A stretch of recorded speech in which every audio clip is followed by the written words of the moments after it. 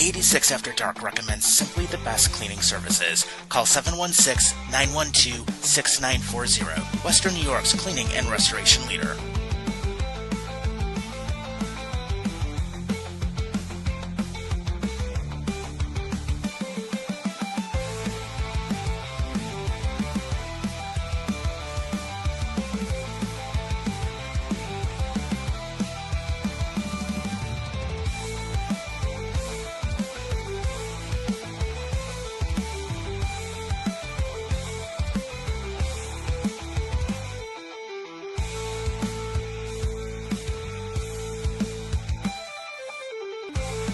From Buffalo to Long Island, this is I-86 After Dark.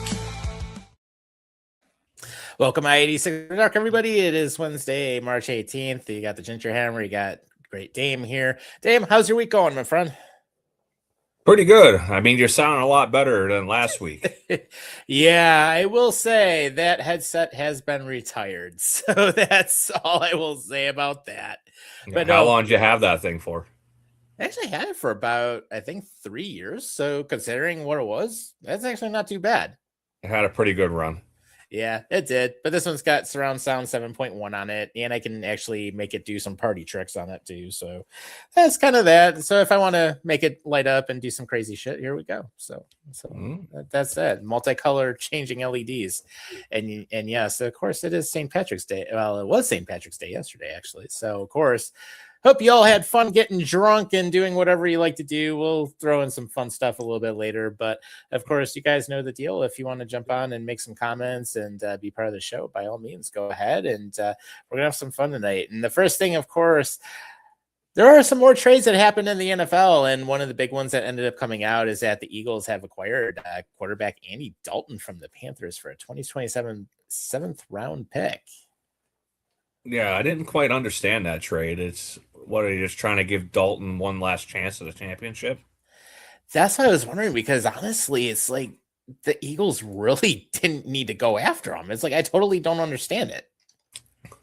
Or maybe Dalton was brought in to control A.J. Brown. Yeah, there's always that option too. Who knows? I mean, it's absolutely insane that they actually would consider it. But, hey, Dalton has one more run. So, you know what? Hey, let it happen. But there was that. And then, of course, one of the big things that ended up coming out is that there's a little bit more to the whole thing in Baltimore with Max Crosby and, of course, Trey Hendrickson. And it turns out that there might have been a little bit of collusion going on in that fact that the Raiders didn't want to go all in. And apparently, Max Crosby and Trey Hendrickson were in the building at the same time. Really? Mm-hmm. And let's just say, apparently Baltimore had a little bit of an issue with Max Crosby's health. They thought that possibly it would be related to the knee. But at the same time, why are you going in and trying to acquire Max Crosby if you don't want him in the first place and you want to go with Trey Hendrickson? I don't know. I think a lot of these teams, like, they just want to put on a good show for their fans. Well, see, we went after Max Crosby. The Islanders did this for years. Mm-hmm. And the NHL would be like, well, we were in on this person. Or we tried to go after this, but it just didn't work out. It never works out. Right. It's like some of the things that happened with the Sabres in the past, too. I remember Ville Leno, and then we ended up paying a contract on him for a buyout for the next 8 years after he totally crashed and burned. Christian Ehrhoff, another example, same thing. I mean, he was good, but he wasn't the best fit. And what happens is we end up having to pay him for 8 years. Yeah. I remember we traded for him just for his contract. Right. Just to get to the basement floor. Yeah, I remember that. And then, of course, you guys had to deal with the whole Rick DiPietro 15-year saga, but... Yeah, I think we still got a couple more years of that. Right. Yeah, but sometimes things like that happen, which is kind of interesting. But apparently what happened, of course, for anyone who totally didn't understand the whole Max Crosby trade, essentially what they were going to do is they would have sent 2 first-round picks to get Crosby. But apparently what ended up happening after that, they decided to pull out. They claim it was a knee issue, and there we go. So that's how the whole thing went. I don't know. I mean, we'll see. I don't know. I don't know what the Raiders are going to do with him now. I guess he's stuck there now.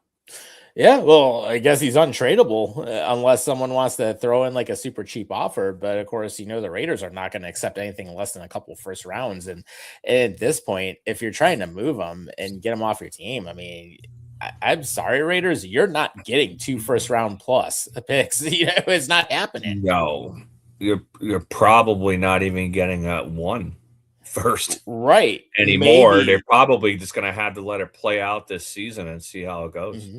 Yeah. And if anything were to happen here in the offseason, the highest you would probably get is a second round, and that's probably a conditional. Yeah, you'd probably be trading very low right now, so you're going to want to probably go into the season with him and start building him back up. Right. So it's going to be an interesting scenario to see what ends up happening with the Raiders going into everything. So there is that. And then, of course, our friend Bobby, who's on daddy duty right now, he's like, what are the odds that Tom gets attacked by a leprechaun? Fuck you. It ain't happening. Although I might drink up a little bit later. So I think you will get attacked by Maverick before a leprechaun. Yeah, probably. But no, for anyone who didn't turn in last week, yes, Bobby is a dad. His son and wife are doing well. So, of course, everything is going well, and he's adjusting to life as a dad. So it's all good. We've been there. So have fun with those late nights, buddy. It's going to be a while. So talking about some of the other things that are going on in the NFL is, of course, first and foremost, the Miami Dolphins have absolutely destroyed themselves. And for anyone who has been following the last couple of days, right now, they're in severe cap hell. And it's probably one of the higher numbers we've seen. So as of right now, Miami is 175 million in the hole.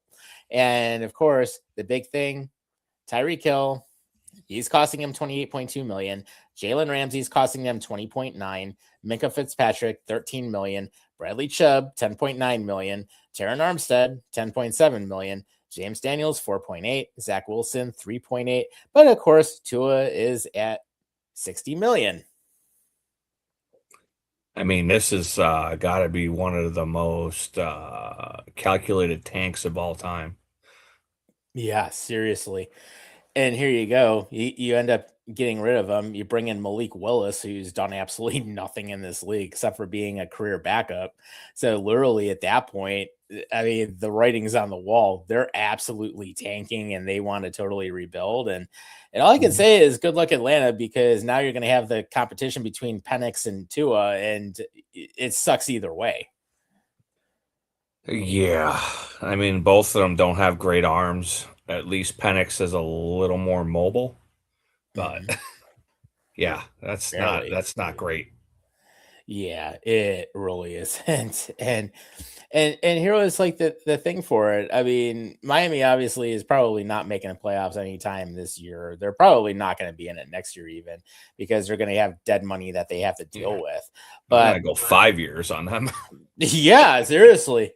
Yeah, and it was hilarious also watching Tyler Tarabucci's meltdown about how they're in cap hell. It's like, well, hey, you're the guy that always likes to shit talk the Bills, and you're the guy that always loves to talk about how Miami's supremely better. But guess what? You have no QB. You end up giving up your wide receivers. Bradley Chubb is gone, and you end up basically getting rid of like 90% of your team, but you end up in severe cap hell. Yeah, who's left on the team? Achane? That's it? Yeah. And that's if he even when are they going to trade him? Yeah, really. Good point. I mean, who knows? But the crazy thing is in next month's NFL draft, Miami has 11 picks so far. Really? Wow. Yeah. So all right. Well, they can kind of turn it around, but it's going to be tough with all that dead cap money. Yeah. I mean, they're picking number 11 and 30 in the first round. So you've got 2 first round picks. Although, I mean, they're not the only team. I mean, the Jets have number 2 and 16. The Browns are at 6 and 24. The Chiefs surprisingly pick at number 9, and they also have 29. And then the Cowboys have 12 and 20. Well, the Cowboys will fuck it up somehow. Oh yeah, they will. Yeah, they threw all their money on Dak Prescott, and he hasn't done anything since he's been in the league. So he's been a choke artist. But that is also funny too, because Bobby's actually saying in the chat, it's crazy how the Dolphins have to eat 165 million in dead cap for at least a few years. Hey, it's beautiful. It means that basically the AFC is going to come through Buffalo, and of course New England's the only other team that's even remotely close. Yeah, but do you think that New England is going to regress a little bit this year? It's possible. I mean, they did give up, a couple of different. They gave up a couple different players, but they also made some acquisitions. So I don't see them going very far backwards. I mean, they're still going to be competitive. Yeah. So, well, they're going to have a different schedule this year for sure. They had one of the easiest schedules last year. Yeah, they toughened up. So, I mean, it's going to be interesting to see what they do now that they have an actual legit schedule instead of having a cakewalk. Mm-hmm. Yeah. And then, of course, our buddy Jay is in the chat and he says, Ginger Hammer finally got a new microphone. What's up, fellas? Yes, Jay, I got a new microphone. It does party tricks. It actually can change lights if I want it to. 7.1 surround sound on it. And it actually doesn't sound like I'm talking like a freaking propeller. Yeah, we're going to do some ecstasy and have a rave soon. Yeah, really. Let that happen. It's like, all right, we'll go on the all-night bender. It's all good. So it's just nuts how Miami's picking 11 times in the draft. It's like, come on, guys. It's like if they actually want to do something, maybe part with some of their draft picks, but obviously they're not going to be able to because they're not going to be able to afford half the things they would want to do. They're just going to take all their picks. There's nothing else they can do. Yeah, exactly. So of course, I mean, we had that going on. Then, of course, Malik Willis. I mean, he's absolutely been a dumpster fire for a lot of teams he's been on. And thinking about how long he's been in the league, I mean, over the last 4 years, he's only appeared in 22 games. So that's not a whole lot. And he's only attempted 155 passes over the past 4 years. And then basically from there, I mean, he's only going to be averaging about 22.5 annually. So, I mean, it's a lot better than paying Tua over 50 million and getting his bell rung and hurt. But at the same time, they're kind of figuring, all right, well, at least we got somebody on the field that can actually do something. He's actually got a little bit of height to him. But at the same time, I mean, the thing I'm thinking is, I mean, best case scenario, they do like what Seattle did, where they actually were able to fill holes around Geno Smith and actually make themselves competitive for a while. And then, of course, they did the same thing this past year with the Super Bowl when they ended up going after Cousins. So they can build an offense around him. It's just the problem is, their GM is not proven.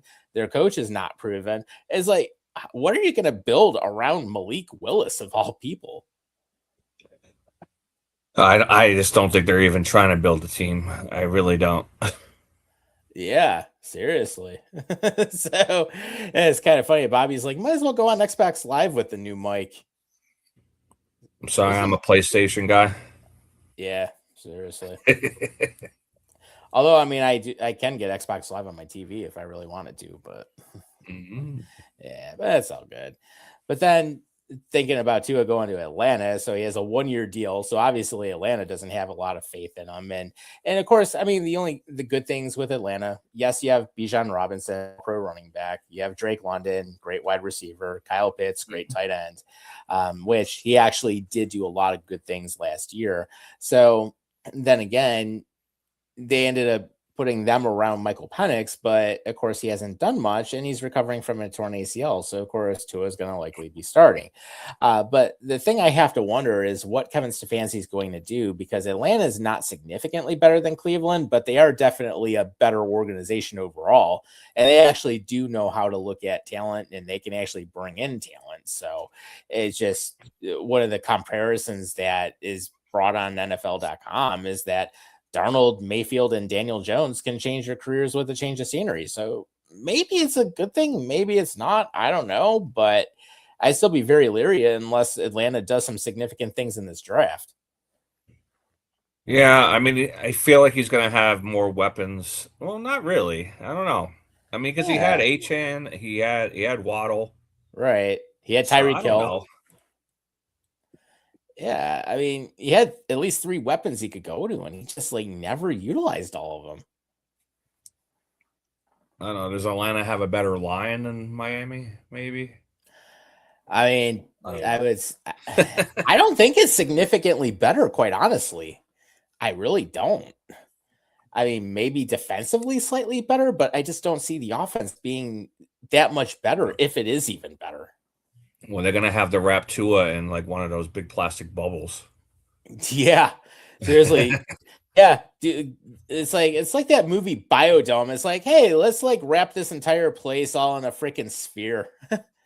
It like blocks I also everything from saw coming in. the Cleveland Browns, finally got in on the signing, trying to sign whatever is left over.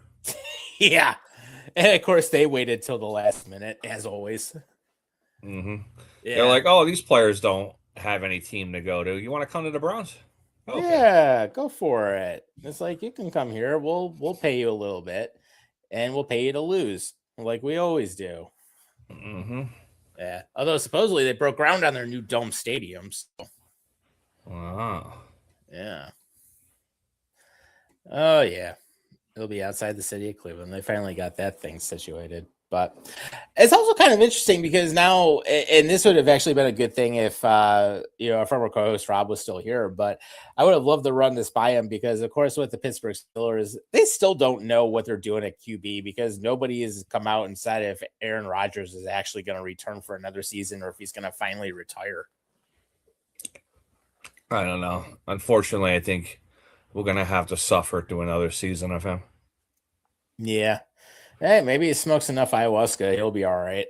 So, yeah, but I mean, they do have Michael Pittman Jr., so of course they end up getting the wide receiver from Indy, and basically from that point, at least it gets them a little bit of an additional weapon there. Then of course DK Metcalf is back, so he's going to be in the second year. Well, he'll be with his 3-year extension, and then basically at this point, I mean, besides that, I mean, they're still going to be working with Pat Freiermuth. They still have Kelvin Austin III. So the two of them combined 72 receptions last season. They're still going to be coming back. So they have some better options now. I mean, they will have a better passing game overall, depending with the weapons, but it just depends who are they going with on their QB.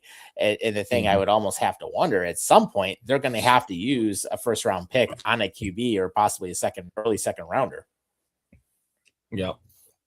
Yeah, I just found an article about Achane, and it said that Dolphins are not interested in trading Achane. Said teams have recently called the Dolphins to inquire about trading for Achane, but have been told that the star running back is not available. It's like, I don't understand why you got rid of the rest of the team, but you're going to keep him. Right. It makes no sense. It's like, hey, keep your best player, sack the rest of the team, and basically you guys are going to go into football hell for the next 5 years. Yeah. I don't get it. So what do you think about the Jalen Waddle trade to the Broncos? Well, the Broncos definitely got better. I will say that. They have another weapon, so that'll help them offensively. And they were already in pretty good shape to begin with. So, I mean, I see it as a good thing. At least it gives Waddle a chance to actually be in the playoffs finally, which will be a big plus. So certainly that'll help them. That team is just going up. I mean, they actually, considering the fact that they ended up being without Bo Nix in that playoff game last year, they still made it to the playoffs for the first time in years. So that's a big plus for them. They took a good stepping stone. And even in the first year that Bo Nix was in the league, I mean, same thing. They took gradual steps going forward. So the fact now that they're getting that taste of the playoffs or getting that taste of what it's like to at least get into that first round, it's just going to drive them to do more. And they're certainly going to want to take another step forward. So I could totally see them making another run and at least getting into a wild card, if not, being in the first round altogether and just, making a run for it. I mean, right now in the AFC West, I mean, they are one of the better teams, quite honestly, because Kansas City, with Mahomes being gone, with that blown ACL, he's not going to be back probably till the end of the season. So Kansas City, I don't see really doing too much at all this year. I don't know. I heard he might be back sooner than that, but I don't know how. Right. I mean, he blew it out right at the end of the season. So it's like, I don't get how he would be back. And usually you're doing a year of rehab on it. Yeah. Wasn't it the second to last game or something of the season? Yeah. Yeah. So I don't see how he would be able to come back until literally December or January. Yeah, I don't know. They're doing amazing things in medicine. Maybe they Oh gave him a brand new leg. We yeah, don't know. yeah, bionic knee. Yeah. Yeah, platelet rich But I plasma. do like the Jalen Waddle trade. I think that really upgrades the Broncos. To me, Yeah. they could be your favorite going into next season. Mhm. I mean, the other trade that I really liked was the Mike Evans to the 49ers. Yeah, that was solid. Just unfortunate that all the players from the East are now going out west. Right. Yeah, but at the same time, it helps the 49ers. I mean, they've been doing a little bit of a mini rebuild here and there, but I mean, offensively, they're going to be stronger. So that's going to be a plus. Defensively, they've been a good team for several years now. And then, as you mentioned, I mean, the Broncos are definitely going to be probably one of the favorites to watch out west at this point, given what they're up to. And so it's nice to see some differences coming about, which is a big Yep. plus. But I was going to say it's with everything that's been going on. The interesting thing right now is Alex Pierce wanting to explore free agency, and of course, he loves being in Indy. But he is one of the best wide receivers on the free agent market right now in terms of who's still available and all together. One of the pieces of speculation was that in the market he might be worth 4 years, 116 million. So Mhm. it'll be interesting to see if they do decide to part with him, or if it's decided that he's going to stick around for another season or a few seasons. Yeah. So I don't know what I read because I thought he re-signed with the Colts. Because I know that New England was really interested in him, and I was like, oh, I hope they don't get him. And then I right. thought he went back to the Colts. Yeah, I mean, there hasn't been any confirmation, at least I've seen. But I know New England was talking to him, and they certainly were kicking the tires with him. So I'm glad at least there is no deal with him going there, because that's the last thing we need now with New England, how they've been rebuilding and how they've actually been getting that taste of the playoffs this past season. So it's just one of those deals I wouldn't want to see happen. But another option that I was going to throw out there is the Baltimore Ravens. I mean, they're looking at possibly shopping Tyler Linderbaum, their center. So that's another thing where it's interesting to see what would happen there, because basically what happened is that Vegas is basically wanting to offer him 3 years, $81 million with 27 annual average salary. So thinking about that in the sense, I mean, would Vegas want to consider going for that? Or, of course, we already know they're going to go for Fernando Mendoza. So obviously, I can see why they would want a big center right in front of them. But at the same time, is like, Vegas, how much do you want to pay him? I don't know. They got the money out there. I mean, but they just don't spend it wisely. Right. Yeah. Go to a black hole. So there is always that. That, of course, one of the things that the Bills did this week, they ended up signing Geno Stone. So he ended up he's going to be coming in and helping with the defense, and of course, a lot of the players we've actually brought in, such as Chubb, Alford, Stone. I mean, many cases we ended up getting some restructures done, so it frees up a little bit of cap. I mean, we talked last week on the show, Josh Allen restructured again, so I don't mind the Geno Stone signing at all, actually. And what I'm seeing in terms of what the defense is going to look like, it's going to be a nastier unit to play against this year. Oh, definitely. I mean, fun fact, the restructuring for Josh Allen, he's going to get paid $1 a day until he dies. Yeah. Yeah. Hey, that's all good. There you go. You get your money. So, but Geno Stone, 1-year deal after spending 2 years in Cincinnati. And he ended up saying that when he talked to his agent his agent basically told him the Bills are one of the better organizations to be with, and actually Geno wanted to be here, so that's actually a big plus. And he said it was an easy decision. So to give people an idea on what Geno Stone has done, started all 17 games for the Bengals the last 2 seasons, 104 total tackles, 4 tackles for loss, 4 QB hits, 4 passes defended, 2 sacks, 2 interceptions, and he had a pick 6 against New England. So that's what he's been up to. And basically one of the things that Brady has talked about along with Jim Leonard is that they want to use his strengths, and that's the biggest thing that they want to do. So he's a ball hawk. That's what they're going to do. They're going to use him to go in and get the ball. So I like what they're doing. And Leonard's not messing around. He wants a nasty streak on that defense. And it's like, finally, we're going to get that instead of having dumbass Bobby Babbage. Oh, yeah. I know Stone got a bunch of shit from the Bengals fans about what he said, wanting to get back into a winning culture. But, I mean, it's been a rough couple of years with Cincinnati. I mean, they had a couple runs there, but they just couldn't get it done. And then they just fell off a cliff. A lot of it had to do with injuries. But it just seemed like the defense just imploded. Like Burrow's throwing for 5 touchdowns and losing. Right. Yeah. And Burrow is not the only one that's kind of gone back. I mean, yes, he's had some injuries. So obviously Cincinnati has not been able to click on all cylinders offensively. But when you look at Burrow being out for a significant time, when you look at, of course, Mixon being gone, when you end up losing some of your key players, especially on offense, and then of course T. Higgins, he ended up finally deciding that's it. You know, you're totally having to retool your offense, and they did have a good run for a while. They absolutely did, and not sugarcoating that. But at the same time, Cincinnati was not able to adjust, and they just have not been able to bring in players that's going to help them build their offense and further build their defense. I mean, their defense ended up taking a pretty big hit. Yeah, it definitely took a hit. It seemed like they were just trying to build around Burrow and just kind of ignored the defense. And it hurt them. Yeah, it absolutely did. And, you know, it's a big issue that they ran into.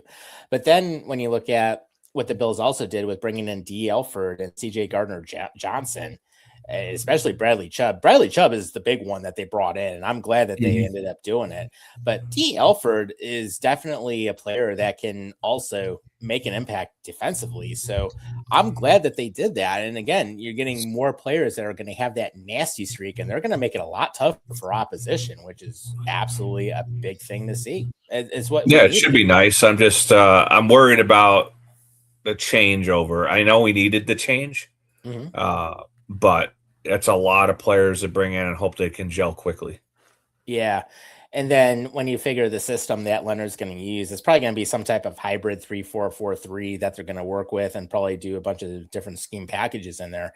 It's not going to be a traditional 4-3 by any means, but he wants to leverage the players in the best fit possible. So at least it's not a situation where Rex Ryan comes in and say, no, we're scrapping the 4-3. We're going to the 3-4. Tough shit. Go with it. And we're just going to put a round peg in a square hole. Yep. So, for sure. Yeah. And then Jimmy had a couple comments here. So we were just talking about Geno Stone. Yeah. He said, what do you guys think? 104 total tackles last season. Yeah. Good pickup.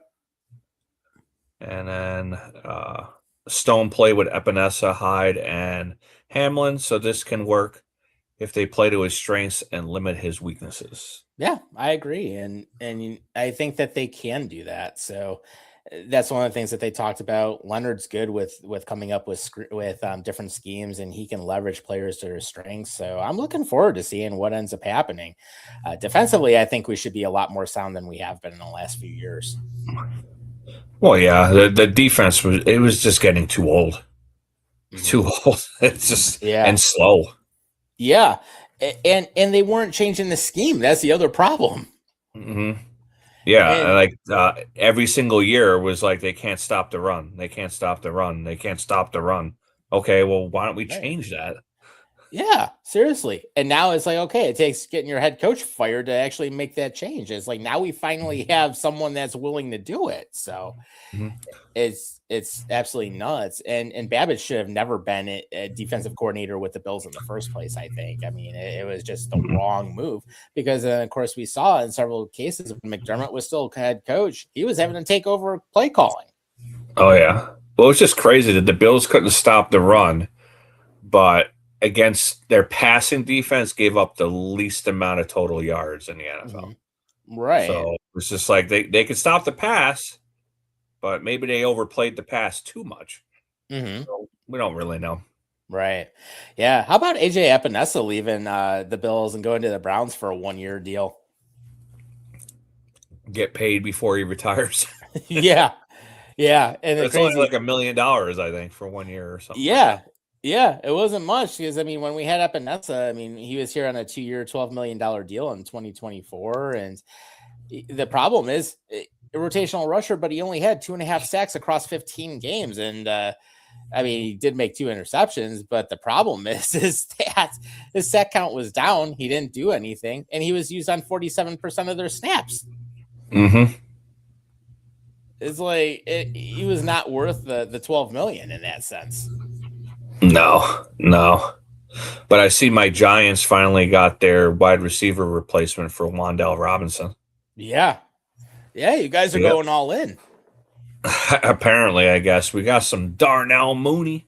Yes, you do. So we got to get some more, threats for Dart to throw to. Got to throw those darts. Yeah, seriously. I mean, it's good to see at least you guys are making some changes and you're trying to make a really good run at it. I mean, obviously, the Jets ain't going to be doing anything for a long time, so we already know that. Yeah. I mean, hey, could be worse. I mean, you end up trading for Justin Fields. Yeah. Well, I think we're pretty good defensively. Offensively, I think we're okay as long as everybody can stay healthy. Right. If Scatterbo goes down again and if Dart can't learn the slide, it could be a long season again. Yeah, it could. I was gonna say, have you heard anything about Scatterbo with his rehab? I've heard nothing. The last time I saw him was at the wrestling event. Okay. And then I haven't heard anything from him since. And he was selling T-shirts on the WWE website. Interesting. Yeah, I just haven't. Yeah, for some reason, just haven't heard anything about him. But the Jets are crazy. You're trading for Justin Fields, and basically to think where Justin Fields was drafted when he first came into the league, and him only being worth a 6th rounder now. That's just crazy. It's insane. Yeah. And then Jay had another comment. Dame, you forgot the 49ers also signed Christian Kirk to a 1-year deal. This will add more depth, and he has slot experience. Yeah, that's going to help them immensely to have him on one side and McCaffrey on the other. Yeah, that'll be a good move for them. And then thinking about some of the other things that have happened, of course, I mean, the Falcons did finally sign Tua, so that happened. But how about the Titans releasing cornerback L'Jarius Sneed? Wow. Again, though, the Titans are another team that, like, I don't really know what they're doing either. Yeah. And it's something where I don't totally get what they're looking to do. It's just something where it seems like Tennessee likes to try and tank, but they can't tank. It's like, Tennessee, if you're going to tank, go all out like Miami's doing right now. Put yourself in cap hell, and you'll guarantee yourself a 1st-round pick. Well, now they got all the former New York coaches over there. You got Dable, you got Saleh. Yeah. So we'll see how that goes. Right. I don't know about Dable, but I did like Saleh, but he just wasn't a very good head coach. So right. I mean, defensively, he's great. I mean, does a lot of good stuff. It's just, but then I think with him taking that Jets job, I mean, I think he was just set up to fail from day one. Yeah, unfortunately, like we said last week, the Jets are where quarterbacks go to die. Same could kind of be said for coaches. Yeah. Yeah, very true. I mean, Aaron Glenn hasn't done anything in his first season, so No. yeah. Win less than 4 games. There you go. Yeah.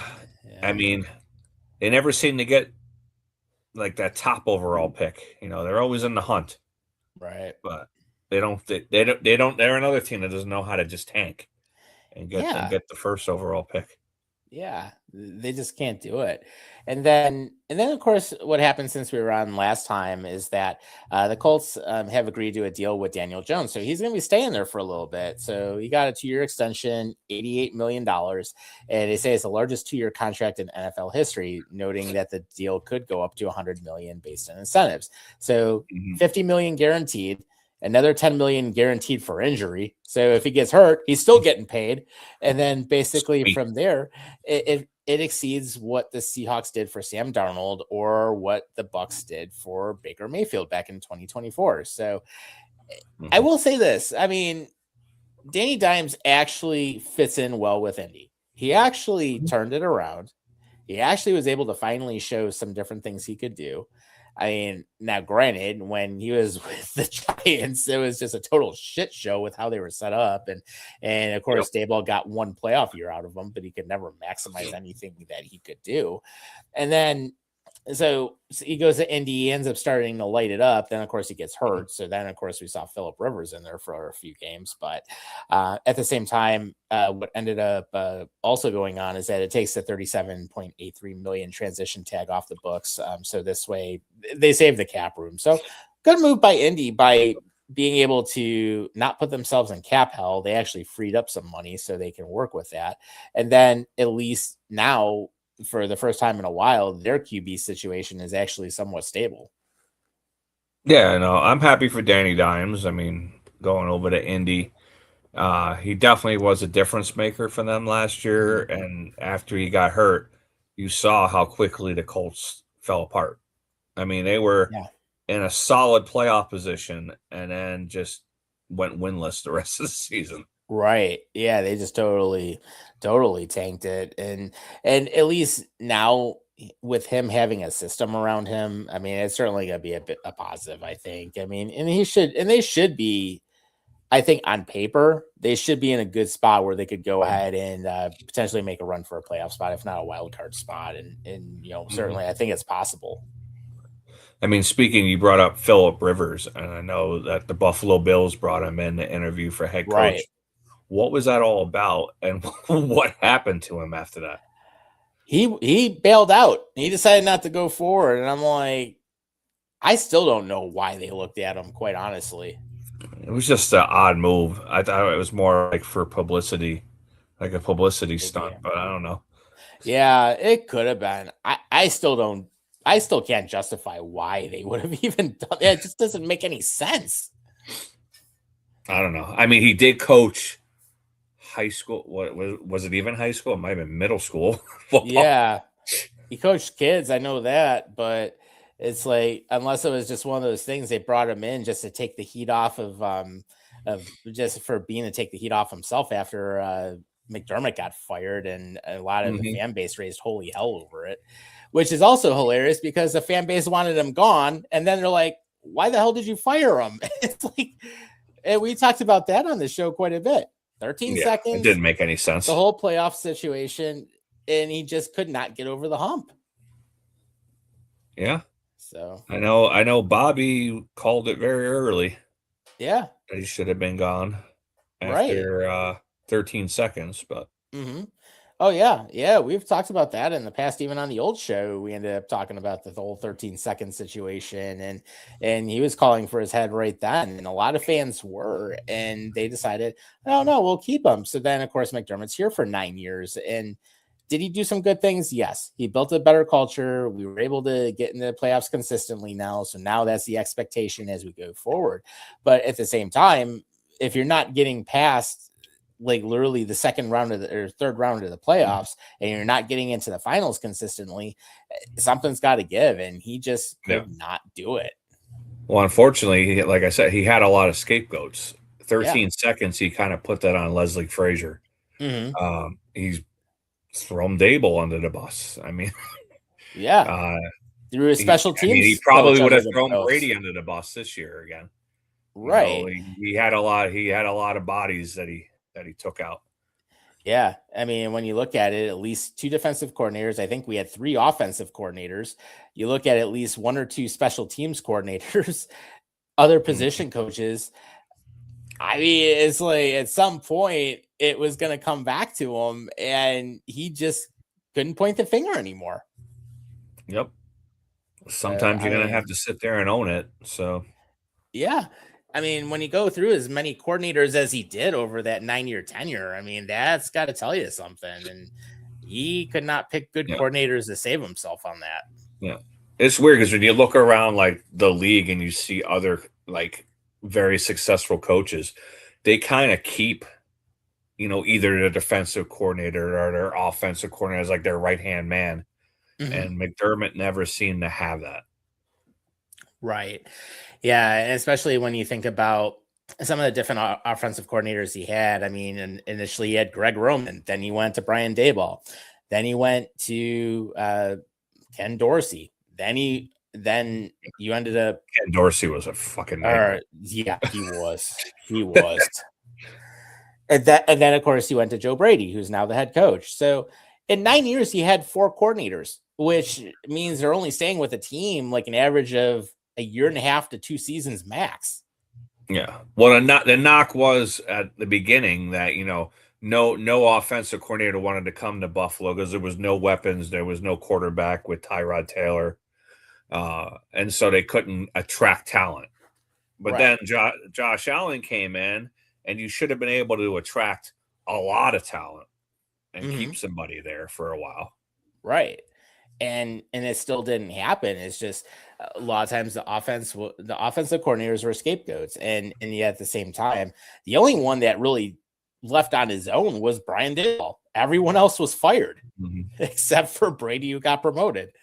So, and then of course you had Frazier, of course you had Babich. McDermott called the defense himself the 1 year, and then of course special teams he had problems with also. Which I never suggest a head coach calling offense or defense, because that's just when it's like, all right, now we're in the circus. Right, exactly. And at least to Brady's credit, he understood, you know what, let me get a coordinator to actually run the offense. So this way he could actually focus on what he needs to focus on. And of course, he can work with his coordinators, of course, but have input, of course, but you can't be calling plays and doing the whole head coaching duties too. Right. Yeah. It's just not possible. So at least he realized it right after he ended up taking the job. So that's a big plus. And then Bobby actually mentions McDermott never took real accountability for his arrogance within that 9-10 year span. He thought he had all the answers. He was Jesus. Yeah. Yeah. Good point. Yeah. I mean, there are things I liked about McDermott. There are things I don't like about McDermott. And then, of course, I remember he called him like Mr. McClappy hands or whatever. It's like, oh, yeah, good job. Good job. Yeah. It's like, Jesus Christ, like make some changes on, get rid of some coordinators, get like an actual good scheme in here, and maybe you'll actually get past the divisional. He was arrogant, but they needed arrogance at some point to turn that franchise around because they were just so used to losing. Same thing with the Sabres. Like you had Kevin Adams, who built this team that's winning, right? But there was just no accountability, and it wasn't until the new GM came in that finally was like, okay, you guys need to start standing up for each other. You got to start hitting. You got to start doing this, and then the team started gelling. Right. Yeah, and we saw that again. We'll talk about that in the second half of the show, where Sabres get a win against Vegas and a shutout. So, that team's doing a lot of good things right now. And then of course Bobby ends up chiming in on the chat again. He said, "Oh Jesus." Now we're gonna get sued. Oh God. Let's just remember there is that disclaimer at the beginning of the show that basically says we're not responsible for anything we put on the air, and viewer discretion advised. I have no money. My kids took it all. Yeah, same here. My ex took all of mine. So if you want anything, sue my ex. That too. That too. Yeah. So there we go. So, oh man. But All right. Or anything else you want to add about football before we play our little St. Patrick's Day video that we have that Bobby made? Yeah. So I think for right now we're in a pretty good spot. Obviously, there's probably gonna be some more trades and different things coming up, but obviously we'll cover that as we go to it. But of course, hey, let's go into the St. Patty's Day video. Let's go ahead and play that for everybody. So right. We'll be right back after that.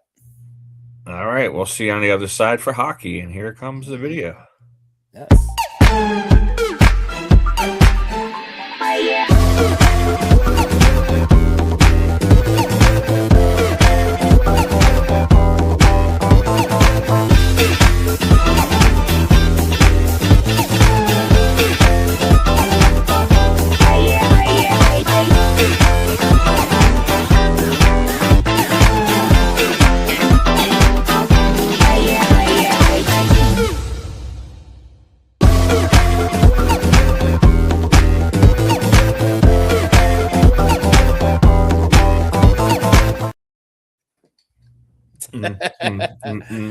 Yeah, there we go. Oh, I thought we were still going. Yeah, we got the little rave going on here. Yeah, turn the lights on the headset on. Yeah, there we go. They are on. So got we'll call it the party years. We got that going. So of course, welcome back here to I-86 After Dark. You got the Ginger Hammer, Great Dame here. Bobby's on daddy duty right now, so he'll be back in a few weeks. But of course, you guys know if you want to jump on and chat in the show, you're more welcome to. And of course, if you guys haven't checked out the Mick Vukota interview, definitely go ahead and check that out. That's a fun thing to take a look at.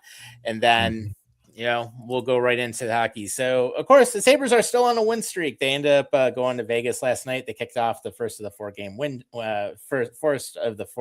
road trip. And, of course, Sabres win 2-0. So, UPL gets his first shutout of the season. But altogether, I have to say, they went in there. They had a job. They got it done. They controlled Vegas the entire night. And Vegas could not get anything offensively going. And it was crazy because Stone, Eichel, they didn't do anything. They didn't show up. Braden McNabb is the only one that brought any energy because he fucking destroyed Benson. And then, of course, here's one thing that the Toronto Maple Leafs are actually appreciating about the Sabres right now. They're like, hey, if someone gets leveled, they're actually going to jump in and start throwing fists. Yeah. I mean, it's about time. I mean, right. If you look at the Toronto Maple Leafs this season and how bad they've been, and that team does not stick up for each other.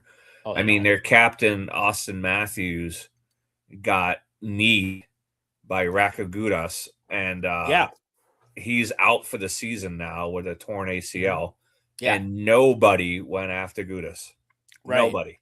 Yeah, and it's unacceptable. That's what the Sabres used to be. Right. Yeah, perfect example. Basically, Milan Lucic ends up taking off Ryan Miller's head. Nobody does anything for it until the rematch when Paul Gaustad actually decided to drop the gloves and fight. But it's like back at that time, the question I had is, why did you not stick up for your goalie? And then I look at it with the whole thing with Gudas and Matthews, and with Matthews being gone now the rest of the year, it's like, Leafs, why did you not stick up for your captain? It's like, do you hate your captain that much that you just didn't give a shit? It's like, I don't care if what your record is. If someone does that to your captain or anybody on your team, you throw fists. That's what you do. Yep. Well, the crazy story is my buddy Rob and his wife were at that game in Boston when they ran over Miller, and they thought they were going to die in that building. Oh God, yeah, it was just crazy. But the Islanders just played the Maple Leafs, and McLean got a little piece of the goalie, and then Riley came in and started a fight with McLean. Yeah, and the Islanders announcer said, "Well, Riley, that was about a week too late." Right. Yeah, referring to the Austin Matthews incident. Right. You got to address it then and there. That's really the big thing. And the Sabres finally have started doing that. And I think, looking at what Kekalainen did with getting Carrick, Pearson, Shen, and Stanley, I mean, that obviously was to boost the toughness because it's something where you're going to need that in the playoffs. And then if we look at what's happened the first several games, now Pearson hasn't gotten into a fight yet, but he can throw fists with anybody. But of course, first thing that happens, Carrick's first game, drops the gloves, ends up fighting. And he's actually, I think he's had 3 fights already since he's joined the Sabres. And of course, Logan Stanley, first night he's in, first thing he wants to do, drop the gloves against Dakota Joshua. And he totally beat the shit out of him. Then, of course, Luke Shen gets into a fight. So we had that happen. And then basically now, I mean, we're waiting on Pearson. But going back to that Tampa game when literally the first period took about an hour and 2 minutes because of all the penalties that came up with the fights. I mean, that's going to be the intensity that you have in the playoffs. And I'm glad we're finally at that point where the team is sticking together. They're not afraid to jump in and throw the gloves down and start chucking fists. And even when you look at Rasmus Dahlin, yeah, he doesn't fight often, but it was one of the first things that happened in the Tampa game when he ended up, even though he lost the fight, he still stood up and fought. Yep. Oh, that Tampa Bay game was definitely the litmus test for the Sabres, and they, stood tall and got past that game and continued the winning streak. But that's definitely like what you just said. That's going to be what playoff hockey is. That game. Yeah. It's going to be very tight checking. It's not going to be wide open. There's going to be a lot of physicality, and you're going to have to answer the bell. Yeah. And especially with right now, the entire Eastern Conference with how tight it is, especially in the Atlantic, that is going to be one of those things you have to take a look at. So the fact that the Sabres can stand up and fight, and they've proven they can do that now. I mean, even Kesselring has dropped the gloves a few times, and when and of course, Bo Byram's done it. We know Krebs will fight. He's never had any issue with it. And then everyone else has been standing up. At least it's a big positive now where they're like, okay, we're going to protect each other, and someone takes a run at us, we're going to go ahead and fight back. And that's exactly what they've been doing. And then when you look at other teams in the division, such as, of course, I know the Islanders are fighting to maintain a spot. You look at Washington, they're fighting right now. When you look at Boston, of course, they're fighting. All the teams that are in this division specifically, and then on top of it in the East in general, right now, I would have to say the Atlantic division. The Atlantic division is going to be the toughest division out of anybody in the NHL. The Eastern Conference actually as a whole looks very good this year. The West actually fell apart for some reason, and I still don't get why that happened. Definitely did, yeah. The East is definitely looking stronger, and it looks like it's going to take damn near 100 points to get into the playoffs in the East. And there's like 2 teams right now that just refuse to lose right now. The Sabres being one of them, and the freaking Blue Jackets are the other team, and they're like nipping at the Islanders' heels, and every time we win, they win, and it's like they're only 2 points behind us still. Yeah, and it's actually crazy with how the standings are right now, because when you look at the league overall, Columbus has 81 points. So, I mean, they're only 2 points back of the Islanders. And at the same time, I mean, in the first 67 games, Columbus is 35-21-11. You guys in the first 68 games are 39-24-5. So, of course, you have the better record. But Columbus is nipping on the heels. And then Detroit's right there also, because in their first 68, they're 37-23-8. And they have 82 points. Yeah. So they're literally right there. But when you look at the top 5 teams in the league, Colorado, of course, they're just playing lights out, and they're right now, and they have 97 points. Their first 66 games, they're 44-13-9. Dallas is right there with the first 67 games. They're 42-15-10, so they have 94 points. But then after that, you have 3 teams with 90 points. Carolina, 42-19-6 over their first 67 games. We just had our 68th game last night where we won against Vegas. So we're at 42-20-6 with 90 points. And Minnesota's right there at 39-18-12 in their first 69 games. So they're actually so the good thing is the Sabres have a game that they can still use. And then Carolina still has like 2 games that they can work with. But like altogether, I mean, that top 5, It's absolutely crazy where they're at right now. And then after that, Tampa is now 4 points back. They're only at 86 points with 41-21-4 as a record, and they finally won a game. But they've been losing some contests that they really should have been winning. So Tampa, I just think, yes, they're going to be a dangerous team, but I don't see them doing as much in the playoffs at this point versus what any of those other 5 teams could do. And I mean, I haven't followed Minnesota a lot, but they're playing great right now. Yeah, I would say the thing about Tampa is you just got to look in goal. It's Vasilevsky. And he just seems to turn it on during the playoffs. And I think that's what's going to be their biggest key. Like you said, the Avalanche have been really strong. Of course, I needed them to beat Pittsburgh the other night. Yeah. And Pittsburgh beat them 7-2. Right. Which I would have never thought Pittsburgh would have had the big comeback this season like they did, because early in the season, they were absolute trash. Yeah, and they just got Malkin back from his 5-game suspension for trying to take Dahlin's head off. Right. And they're getting Crosby back now from his injury at the Olympics.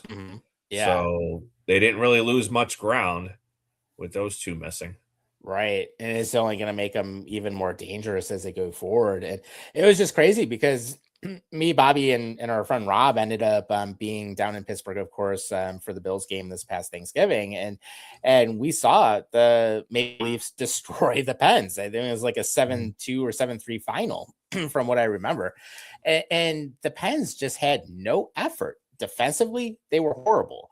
Offensively, they couldn't get anything done. And Toronto just totally destroyed them in all aspects of the game. Neutral zone absolutely went to Toronto. Offensive zone, completely 100% Toronto. Pittsburgh had a couple flashes here and there, but just to see how they've changed around ever since December, it's just really crazy to think that they made that big turnaround. Kind of similar to what the Sabres did in a sense, where they're until they fired Adams, they weren't doing anything. And then all of a sudden, the culture changes and here you go. I mean, you start winning games. Yeah, it's just insane though. Like, and then the other day, Blue Jackets are playing the Carolina Hurricanes. I'm like, okay, here we go. Yeah, it's a good contest. The Blue Jackets blow them out 5-1. I'm like, thank God. Right. I'm like, thank you, Columbus. We wanted that. It helps both of us out. And then the big game I was really looking forward to coming up was the game against the Dallas Stars on Long Island, because of the whole Mikko Rantanen situation when he took out Romanov earlier in the season. And Rantanen is hurt for the rest of the regular season. So we won't be getting that. Right. Which that's absolutely crazy.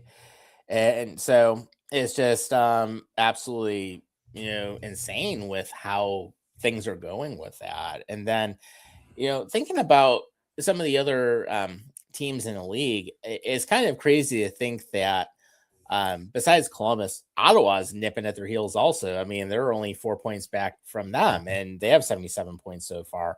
34-23-9 over their first 66. Anaheim's right there. They have the same points as Ottawa at 77. Edmonton's right there. And then the Utah Mammoth, that's your top 16. But I would have never thought that Vegas would be in the bottom half of the league this year. They're in 17th overall. They only have 76 points in their first 68 games. They're 31-23-14. Of course, they ended up losing to us last night. But I would have also never thought that Philly, Washington, and Seattle, that rounds out your top 20, and LA is at 21. Yeah, that's just insane. But I mean, one of the big trades that Vegas made before the deadline was for Rasmus Anderson, and he is struggling hugely in Vegas, and they may not even be able to re-sign him. I think he wants out already. Right. And Anderson is someone that would have gone in and should have helped bolster them quite a bit. And from what I saw, he definitely did not look in place at all. No. I mean, he was one of the defensemen that I was hoping the Islanders would take a look at. And then, of course, Vegas swooped in. I don't know. Apparently, they're the one team that doesn't play with a cap. So I don't know. They just sign as many players as they want. Yeah, I still don't get how they get around that. I have no idea either. Because literally, okay, Mark Strom, you end up getting Eichel. You had Leonard for a long time. Noah Hannafin. Yeah, Noah Hannafin's there now. It's like his fourth team. I remember when he played with Carolina, and I remember meeting him at the 2016 draft. I actually have a picture with him in the cup somewhere still. Oh boy! And actually, some stuff I had signed from him. So yes, I did get to meet him at the draft, which I do plan to go to the draft this year when it does come up. So, which hopefully they're putting some information about that soon because I know when I went last time, you had to get tickets, but it was free. So yeah. The NHL draft is here, right? Yeah. Yep. And then the NFL one is in Pittsburgh. Yeah. Which I wouldn't mind going to that. The only problem is like looking at like how much stuff would cost to go to Pittsburgh to book an overnight or anything. I'm not doing that this time around. You probably have to like almost drive down for the day and then come back late. Yeah. Which I've done that before. It's not what I would want to do, but I have. Or you could stay in beautiful Erie, Pennsylvania. Yeah, I've stayed there before a couple times. So yeah, there's always that option. Except probably a lot of people will stay there just to try to cheap out a little bit. So, that'd be my option. Yeah, I mean, Erie's only an hour and a half, so either that or stay in Grove City. That's like an hour north of there. That's not too far out. Or Meadville. And you can go outlet shopping. Woo! Yeah, exactly. Yeah, you pass that big outlet mall on 79. Or if you go down to Washington, PA, you pass the other outlet mall on 79. So that's been built. So yeah, it was funny because when we were down there just thinking about it, the cost of some of the places was absolutely crazy. And the hotel that Bobby and his wife stayed at, I originally was going to stay there. Then when I found out I could get the Airbnb a mile away for a hell of a lot less, and then I ended up splitting it with Rob, I'm like, okay, that's a done deal. That's easy. Oh, yeah, you can find pretty good deals around. Like I'm looking for stuff for the summer. Yeah. I don't know what I want to do yet, though. Yeah. I mean, it wasn't too bad because I think when we went down there, I mean, I didn't want to pay like $900 for a hotel room. It was absolutely crazy. Then I looked at a different hotel, got it down to 500. But then when I looked at an Airbnb where I got a 2-bedroom, 1-bathroom house, that's only right up the road from where the two of them were staying. I'm like, okay, if I split it, $330, perfect. You have a full kitchen, full everything, living room, 2 bedrooms, like literally just a mile away from everything. I'm like, hey, I'll go for it. Yeah, why not? Yeah. And I will say our host was actually really cool too. It was a pretty nice little place, actually. So it was good house. And then of course getting out of there before the snowstorm. So that was fun driving 79 like both ways in the snow. Which I absolutely hate doing that, but that was that. So I ended up driving overnight and I was back home by like 6 a.m. There you go. Yeah. Pull up Bobby's comment over here. I'm just glad the Islanders are winning games and signing 2 of their best prospects. I fully expect Danny Nelson to make a push for the team in 26-27 after his last college season at Notre Dame. Yeah, if you didn't see the news, the Islanders signed Cole Iserman and Kashawn Atkinson to their entry-level deals today. Yeah. So both would be eligible to play in Bridgeport this season, but the deals don't take effect till next season. So they would have to sign a different contract if they wanted to play in Bridgeport this year. Right. So I don't know if either one's going to do it, but as far as next year, they should be in Bridgeport or Hamilton next year because I think they might be going to Hamilton. So, yeah, I think they are making the move because they did renovate the Coliseum up in Hamilton and used to be known as Cops Coliseum. I think it's TD Coliseum now, if I remember right. But I mean, they gutted that entire building out and redid it. So, I mean, Hamilton always wanted an NHL team, but the problem is the Leafs are not going to allow it and the Sabres won't allow it. So, I mean, it's a nice arena. I think it holds either 16 or 17,000. So, and they're going to fill it. They will. As opposed to down in Bridgeport when they're struggling to sell 5,000 tickets some nights. Yeah. So it's going to be a big difference, and it'll probably be exciting for the players. Yeah. I mean, they'll have a hockey environment now. I mean, it's going to be a much better setup for them. I'm kind of surprised though that Bridgeport wouldn't have done as well because I mean, when the Whalers were in Hartford, I mean, they used to do pretty well over at the Civic Center back at the time, but it's just obviously they couldn't redo anything with that building and they couldn't make it work. So of course, obviously the Whalers become the Carolina Hurricanes, but the move to Hamilton, I think, is a good move. I mean, it is going to give a whole different fan base, which is a big plus. I mean, it can also help with the rivalries and different things. And of course, you figure now with Bridgeport now moving to Hamilton, of course, you face the Toronto Marlies. You've got the Rochester Amerks literally within close proximity. So could make for some really good AHL matchups and could create some new rivalries, which is a plus. I was like, that was my dog. I'm like, what is going on? Yeah. So of course, one of the things that and actually Ed jumps on and he gave us a good comment as well. So he says he went there for a Bandits game, not a bad arena. They need to fix their speaker system though and need to update their screen over the ice. Not great right now, but decent building. So Ed, they actually just did that. So I think they just did all that. Yeah, they just finished renovating. So yeah, new scoreboard, new sound systems, part of it, all new seats, new everything. And then Jay says the Islanders play the Canadians this Saturday. Hammer, is this the team that will play the Sabres in the first round? Me, I truly think so. That's an interesting thought. And honestly, if we were to play the Canadians, should they make it in?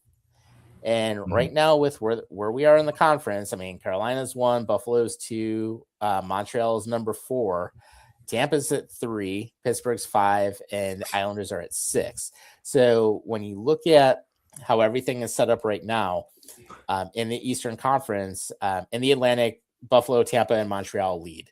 Then you have Carolina, Pittsburgh, and the Islanders leading in the Metro. And then the 2 wildcard spots as of right now are Boston and Detroit, with Columbus nipping on Detroit's heels. So anything could change on that. That being said, if the Sabres were to potentially play Montreal, bring them on. That would be a fun series to watch. And I do think that the Sabres could edge them out. Yeah, I would take the Sabres in 6 in that series. That's kind of what I was thinking. It's probably be a 6-game series. I mean, Montreal can definitely play, and they have had the Sabres number a couple times this season, but I think the way the Sabres are playing right now, they would just own them.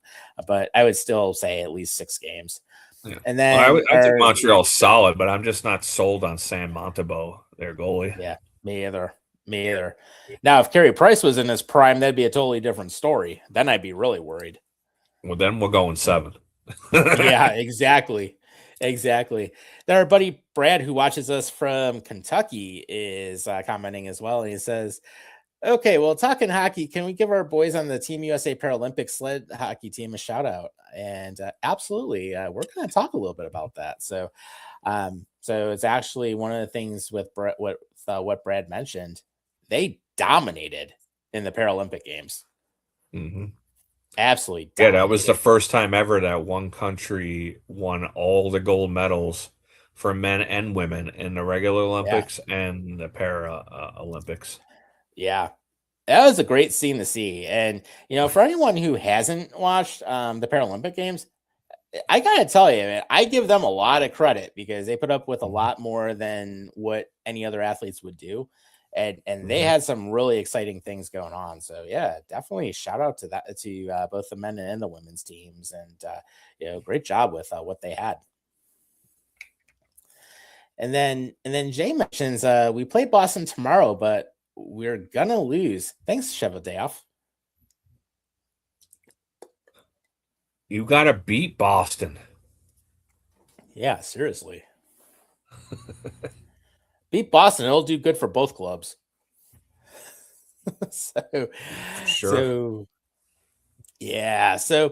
one of the other things that came out this week is that the NHL is one step closer to going back to Atlanta for a 3rd time. And now with what they're looking at, they're considering Alpharetta, which is just a suburb of Atlanta. They're going to basically go ahead, do a 20,000 seat arena. And the way that they wanted to do it is kind of do something similar to what the Braves did in Atlanta when they moved over to the Battery several years ago. And what they're thinking of is making it a mini city concept, which will be in the northern suburbs of Atlanta. And they're thinking they're going to redevelop the North Point Mall, which is a 100-acre site. So basically what happens is a 1990s mall. They're going to remake it as a walkable district, 20,000 seat NHL arena right off of Highway 400, which it's actually a good spot for them because you have the highway and you have the MARTA, the subway system there. So that works out. And then they basically said the complex would be designed to bring in NHL hockey fans, other visitors, have workspaces, housing, different shops, restaurants, all that stuff. So they're talking about, besides the 20,000 seat arena, there would be a 4,000 seat music hall and performing arts center, a 2,000 seat community hockey rink, 500 seat movie theater, a hotel and conference center, 3 different hotels, and basically all that altogether would be like 850 rooms total. And then they would have office space, of course, as we mentioned, and they would do everything in phases. So they're talking about the number of apartments there would be like 1,385. So they want people to be living there. I mean, I am so against this. I mean, it sounds like this might be able to work this time, but I mean, you had the Atlanta Flames. They relocated to Calgary in 1980. Right. Then you had the Atlanta Thrashers relocated to Winnipeg in 2011. Right. It's not working there. Right. And why can't we get the Quebec Nordiques back? I was just going to say that. I would love to see Quebec have a team again. And then you have the Battle of Quebec, because the Quebec Nordiques and the Montreal Canadiens absolutely hated each other the entire time that both teams were there. And of course, for anyone who ever remembers, of course, there was the massacre game that a lot of people can look back in history, and it was just absolutely insane with how many penalty minutes and how many ejections were there. I know we've talked about it on the show in the past, but those two teams hated each other. So, yeah, I don't understand why we can't have the Quebec Nordiques. First of all, the jersey is one of the best jerseys of all time. It is. The fans were rabid. I was like, they had a great team that ended up moving to Colorado and then won a bunch of Stanley Cups there. Right. I don't know. I understand the economics of it. I know, like, you know, the Ottawa Senators are struggling, Winnipeg's struggling, even Calgary's struggling a little bit. And then the teams in the United States seem to be doing better financially. Right. Yeah. But then, I mean, Quebec, they have Le Centre Videotron. Yes, the Videotron Center. And yes, I can sort of speak with a French accent in some ways, but it's like a 19,000 seat hockey arena that's built to NHL standards. They sell out for the Quebec Major Junior Hockey League every single night. So it's like they have the hockey fan base there. They would love to see it. And so we have a couple more comments as well. And Brad mentions he's good friends with a former Paralympic sled hockey player. Yeah, that's cool. Hey, maybe at some point, if your friend wants to come on, you know, maybe we could interview him. That'd be pretty cool. And then he also realized that all the gold medals in hockey were won by America over Canada. Yep, absolutely. That was beautiful to watch. Oliver J says 2 competitor groups, Vernon Krause and Alpharetta Sports and Entertainment. Oh, yeah. It's still bring the team back to Quebec. They deserve it. And then Oliver J says it was over 200 penalty minutes, right? Yeah, 252 to be exact. So, 11 ejections and 252 penalty minutes because of all the fights and everything that took place. Insane. Yeah. And here we are. We thought like having over 100, like 102 penalty minutes in the Sabres Tampa game last week was something. That's nothing. That's nothing compared to the Good Friday Massacre. So, well, they know what the problem was. They just scored too much. They had to fight more. Yeah, exactly. And the Good Friday Massacre was a 5-3 win for Montreal. So looking back at it, but the funny thing is when all hell broke out in the first period, it was only 1-0 Quebec. So then no score in the second period, and then the third period is when everything opened up. But it was just absolutely hilarious because There was a bench clearing brawl to end the second period. There was 14 altercations during that brawl. So one of the big things that happened is Mario Tremblay from the Canadians ended up smashing the nose of Peter Stastny from the Nordiques. And then the Nordiques, Louis Slayer, ended up knocking Jean Hamel unconscious by sucker punching him in the eye. So then Bruce Hood, the ref, ended up sending the teams off the ice without officially ending the second period by setting penalties for the brawl. But after the whole intermission, what ends up happening is that the players from both teams go onto the ice to warm up. So then, of course, they had another brawl that broke out in the warm up. And then basically they ended up going through the penalty summary as the players warmed up. And then, of course, the players heard that they were ejected. So it was just hilarious what ended up happening. But Dale Hunter and Mark Hunter from Dale Hunter played with the Nordiques at the time. Mark Hunter from the Canadians played at the time. And the two of them beat the shit out of each other in a brawl. So Jesus. Yeah.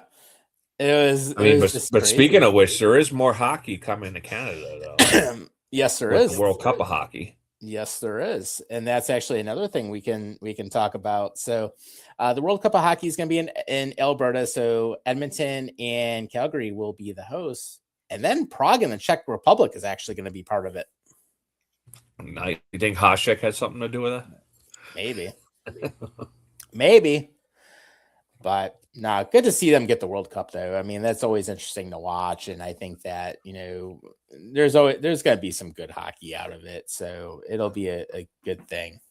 Yeah, I enjoyed the World Cup of Hockey in '94. Mm-hmm. I think that was the last one. Maybe it was '96. I can't remember. Yeah, it was a long time ago. I was a kid. Mm-hmm. Yeah, it was definitely a while since it happened. I mean, because. With it coming up, it's going to be in 2028, and Calgary's new arena might be ready for it. I don't know yet, but the big question is going to be if Russia is going to play in the World Cup, and right now, it's a matter of time. I mean, we just don't know exactly what'll happen. Yeah. But one thing, it's dumb if you're not going to have Russia in there. Then is it really the World Cup of Hockey? I mean, right? Not having them at the Olympics was kind of dumb, but. Right. Yeah, I would have loved to see them play. Yeah, so I don't get it. Right. Well, apparently the new arena in Calgary known as Scotia Place, so that'll be like the third arena named after Scotiabank. It's going to be ready for the 27-28 season, so the World Cup of Hockey will be playing there. Pretty sweet. Yeah. I know there was a note here saying teams may pull out if Russia plays, but I don't know what teams. I haven't heard a whole ton about it, but I know right now Russia is the question mark whether they're going to be there or not. But then if Russia's not going to be part of it, why the hell are you playing in Prague? Oh, there it is. Okay. So the hockey federations of Sweden, Finland, and Czechia reportedly will be pulling out and will not participate if Russia is involved. Yeah. So that's three big teams. Right. And the other thing that came out is that with the tournament being operated by the NHLPA and the NHL, it turns out that players who are not part of the league will not be allowed to participate. So it's just going to be basically the pro leagues, obviously, but it'll be interesting to see what they do with it. And Prague ended up hosting the second most NHL regular season games outside North America with all 9 games at the O2 Arena, which I know we've seen some of those there. But what they're going to do, they're going to have the games at Rogers Place. They're going to have it at the new Scotia Place Arena, which is going to be in Calgary, and then of course at O2. So that's what they're deciding there. So, it'll be good to see what happens. Russia, we'll find out as time goes forward. I mean, it's just right now we don't have any indication what's happening or not. So unfortunately, we can't speculate on it. Jay actually has a question, and he says, when are Greenway, Kulich, and Turk coming back? So Greenway right now, it's probably is going to still be at least a few games before he ends up coming back. I know he's been out for a while. Yuri Kulich is not coming back this season because he's still not cleared, and the blood clot issue is still going on. So he's likely he's out the rest of the season. Turk, that's a good question.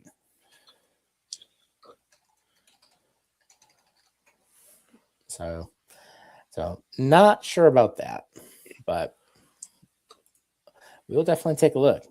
So then one other story that ended up coming out is the Senators are getting their draft pick back, and they're going to be picking 32nd. Yeah, that's been like a whole drama for, a couple years. So I don't know. I don't know what's going on with that. I mean, now the NHL seems to be going back on taking the pick, and now they're giving it to them, but it's going to be the last overall pick in the first round. Plus, they got $1 million fine, and the pick, they have to make the pick. It's untradeable. They can't trade it. Right. So I'm like, I don't know. Just stick with your original plan. Yeah, seriously. Yeah, it's just crazy. So originally, for those who were following the canceled 2022 Evgeny Danilov trade, basically what happened originally, the NHL was going to force the Senators to forfeit a first-round pick in 24, 25, or 26. So then new ownership comes in, and they're like, please give us our pick back. We didn't have anything to do with it. Just let us get our pick. So, of course, they decided to make the change. They will pick 32nd, regardless of whatever their standing is. They can't do anything with it. It's their pick. It's their pick alone. And, of course, as you mentioned, the $1 million fine will go to NHL Foundation Canada. And even if the Senators fail to make the 2026 playoffs, they're not eligible to win the draft lottery and will pick 32nd regardless. So, yeah, and this is for a trade that happened in July of 2021. Yeah. Okay, here we are 5 years later. They're finally addressing it. So. All right. I mean, speaking of the NHL, Bobby had a comment here. Mm-hmm. The NHL is a bunch of pussies for putting the event in a country of whiny sore losers, almost as if they're embarrassed to give away the narrative Canada's game. Oh, Jesus. He's still on a roll. Yes, he is. He'll be back eventually. Who knows? Maybe his son Maverick will make a cameo appearance at some time to say hi to all of us here on the show. So, but no, good to see they're all doing well. So really, besides that, there really isn't too much else in the hockey world going on right now. I mean, we did talk quite a bit about all the major things, but of course, with St. Patrick's Day, it's one of the things, we figured, hey, we'll throw a few questions out there. And of course, you guys following the show, feel free to throw in some comments also. But one of the things that we thought about, what are some of the best drinking songs if you want to get hammered or completely blasted on anything? Yeah, don't say Chumbawamba. No, I ain't saying that. Hell no. I always loved Billy Joel, Piano Man, because, I grew up on Long Island, and that was like a big song for us. Right. Yeah, no, he's definitely one of the good ones down there. As I say, and don't anyone say Bad Touch either, because then they'll get stuck in everybody's head again. I mean, Shipping Up to Boston is a good song. As far as Irish bands, like I love Flogging Molly. They're probably my favorite Irish bands. Yeah, they're fun to listen to, and even back in like the late 90s, early 2000s, listening to Cranberries and that song Zombie, that was always fun. And unfortunately, their singer ended up dying from an overdose. But that was one of the best live versions of a song I ever heard. Yeah, if you ever get a chance to YouTube that, definitely.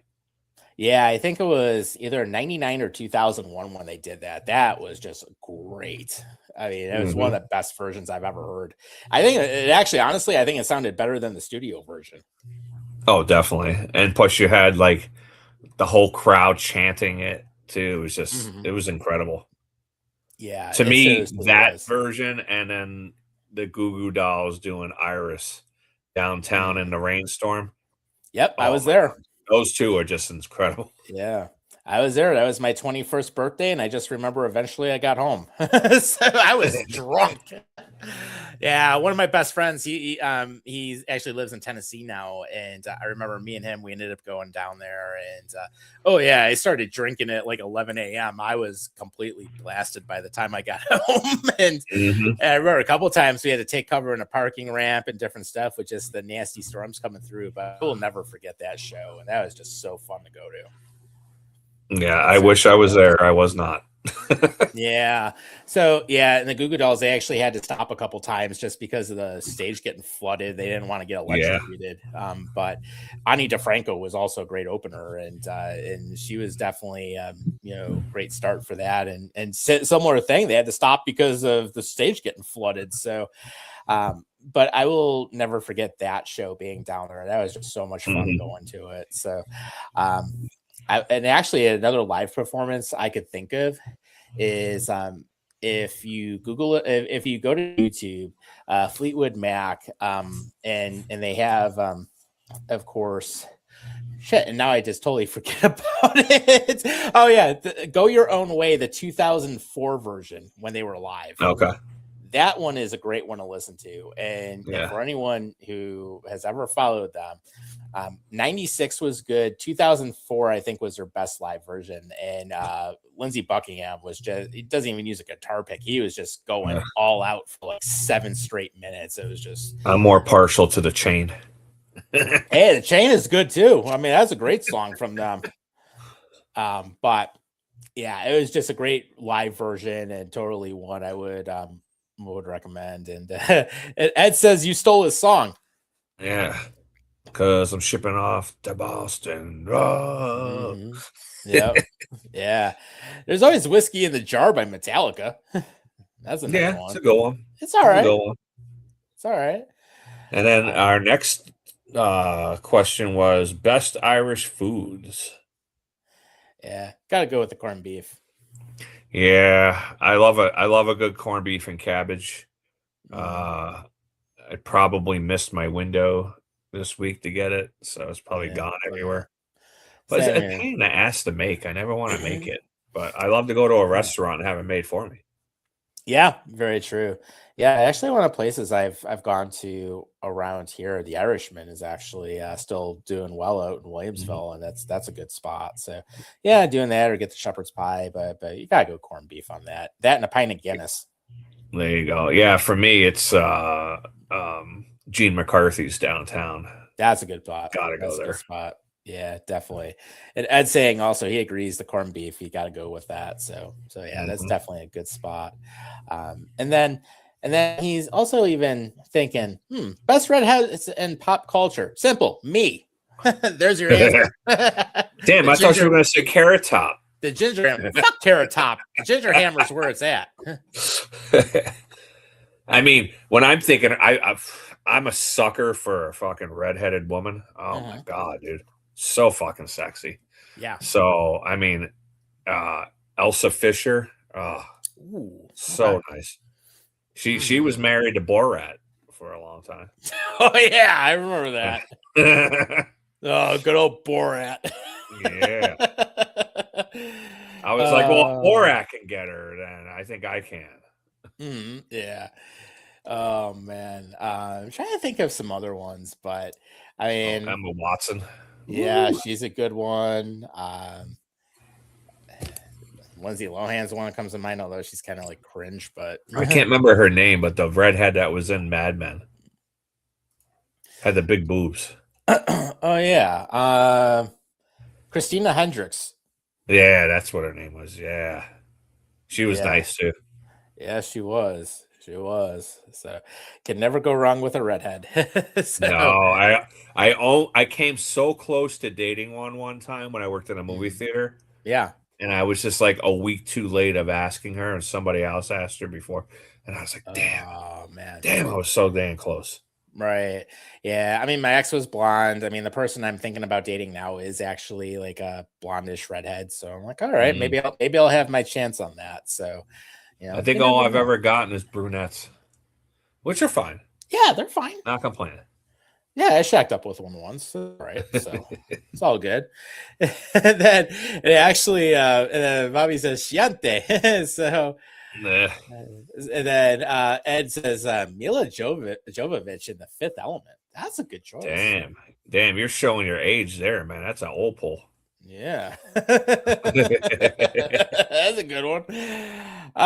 Then of course, best bar vibes. So there's some really good places here in the area. I gotta tell you that.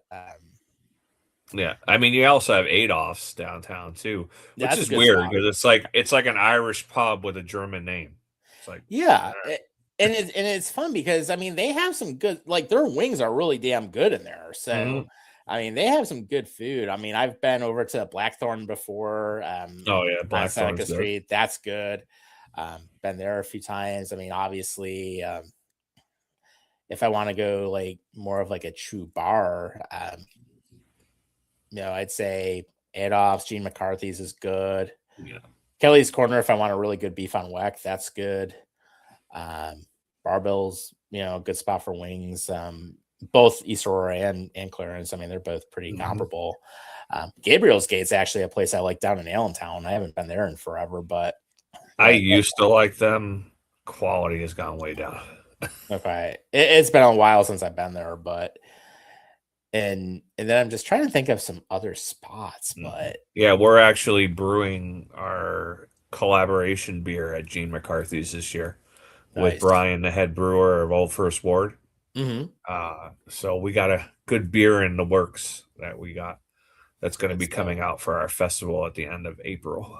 Good stuff. Good stuff. And actually, it's kind of funny. Bobby's like, "Does Mary Jane Watson count for redheads?" I guess. Maybe. I mean, I like cartoon boobies too. Yeah, anime. There you go.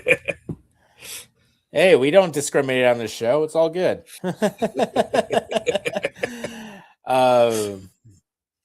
I mean, I remember like for other bars. I mean, I've been to Elmo's a couple times. I mean, for wings, that's pretty good.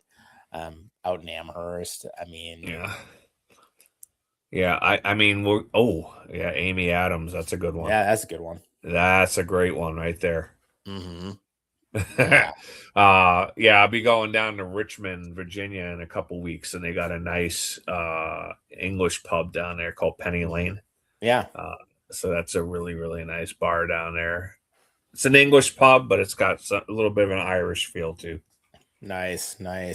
Yeah, there was actually one place, and when we did our Road to 32 in Cincinnati, we went to a place called E&O Kitchen, and it's like a bar, but it's also like a Japanese Asian style bar, and they had like really good food in there, and we had our last night dinner over there.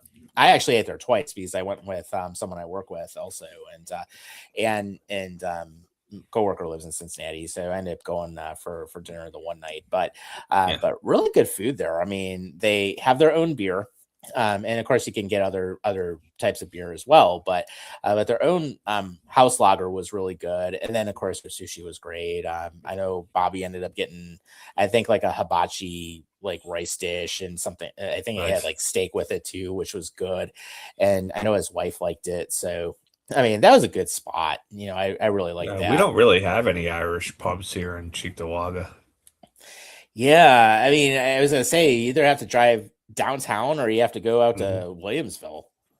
Yeah, this is Polish town, so everything's Polish here. Hey, at least you got Polish Villa. I like that place. Been there a few times. Yeah. It was weird because I used to go there all the time. They were always really busy. And like I said, before we came on, I tried some Vietnamese from Pham Kitchen.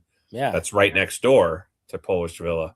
Right. And we were going to go eat, but they were only open until 9, and it was already 8. And I didn't want to get there that late. So we got takeout.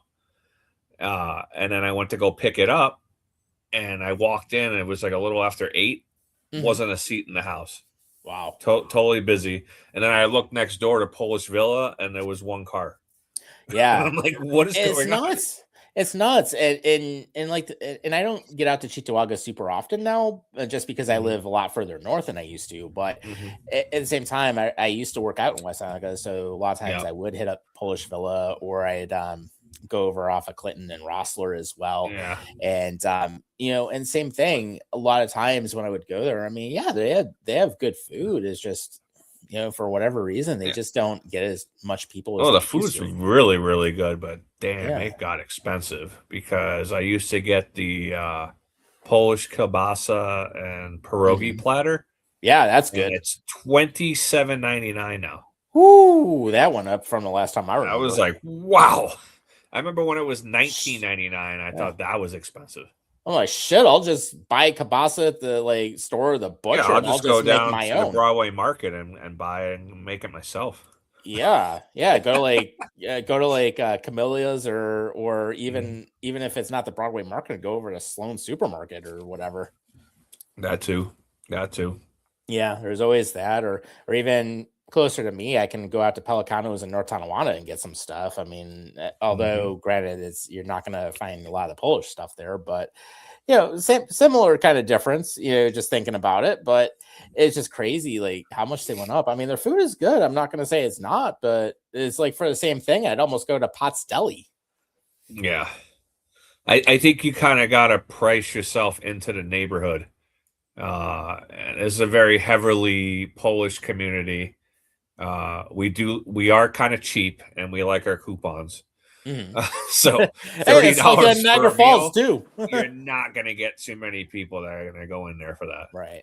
Yeah. Well, it's like that in Niagara Falls where I'm at, and similar situation. Everyone's cheap. I mean, you're not gonna get like the super high end things like you would have in downtown or out in Amherst or Williamsville. It's just not gonna happen. Granted, I have found some being here a year and a half. I mean, I've found some good places, which is totally good. I mean, one of the ones I like, if I want sushi, I'll go to Steakstone and Sushi, or have Fuji Grill right up the street also. So, I mean, I have two good places I could go to. But I will say, shout out to Buck's Pizza over on Pierce Avenue in the Falls, because here's one of the best things I've found since I moved over here. So, not a good section in the Falls. It's like Pierce and 22nd. But for a lunch special, 3 slices and a drink, $5. There you go. Just make sure to wear a bulletproof vest and you're good to go. Yeah. And I make sure I'm parked in the direction I want to floor it so I can get the hell out of there. Or here's actually one of the other good things I had. It can get a half tray of pizza, 10 massive fingers, $33. And that shit lasted me almost a week. So, and they don't cheap out on that stuff either. I mean, the fingers are absolutely massive. It's almost like when you go to Picasso's and you get like the huge ass box of it, where they throw it in a freaking pizza box. So, yeah, which I will say, as much as I like Picasso's, I ain't paying like $20 for a calzone. So, no, that's another place that just got out of hand price wise. Oh yeah, almost $60 if you buy a pizza combo now or something crazy. It's the same thing with Imperial and South Buffalo. Oh yeah. Crazy. They went really sky high. I mean, and I like their stuff. I'm not shitting on them by any means. But no, their food's very good. It's good, but expensive. Yeah, it's like, and for that case, I mean, I could go to Wise Guys, literally like a few minutes away from there, and get like a really good pie and a combo, or I could go to a bunch of different places that are very similar. It's just, Imperial is like absolutely insane with how much they charge right now. Yeah. So. Well, I should probably head out here in a second because I got to go pick up my daughter from the KFC. Yeah. How's that going for her? Yeah. I mean, it's her first job. So I think she likes the people, not the people that come in, just the people she works with. Yeah. You know how that goes. Oh, yeah. But I know you mentioned earlier we have the interview with Mick Fakota coming up at 10 p.m. Yep. So, he's been on a bunch of different podcasts. Most recently, Spitting Chicklets, which is a huge podcast. Yep. But he's making his I-86 debut here. And, fuck Ryan Whitney and Paul Bissonnette. This is a better... No, I'm just kidding. They're good at what they do. Yeah. But it's cool that he was on there just a couple months ago. And then Bobby and I got to interview him, and he was a really good interview. Yeah, awesome. So, definitely check that out coming up at the top of the hour. And then last but not least, this is actually one thing we forgot to cover here in the football side of things, but the Steelers and Browns have submitted rule proposals for the upcoming annual meetings. So Pittsburgh Pittsburgh wants to make permanent the 2025 change that allowed clubs to have one video. or a phone call with no more than 5 prospective unrestricted free agents during the 2-day negotiation period, and to make travel arrangements once terms are agreed to, and the language would match the official summary circulated to teams. And then on top of it, Cleveland is now making the proposal where they want to propose allowing teams to trade draft picks for up to 5 seasons in the future rather than the current 3-year limit. Well, I figured that after they made the Deshaun Watson trade, that they would not want to do this, because I figured, this would protect them from their own mistakes. Mm-hmm. But apparently they haven't learned. Yeah, and I don't see them learning anytime soon. No. So who are they going to trade 5 first-round picks for next? Aaron Rodgers. Yeah, exactly. And they probably would. So, here we go. Oh, fuck you, Bobby. I see your comment. So he says, if everyone is cheap, that means that I had to buy a cheap hairpiece which fell off too easily.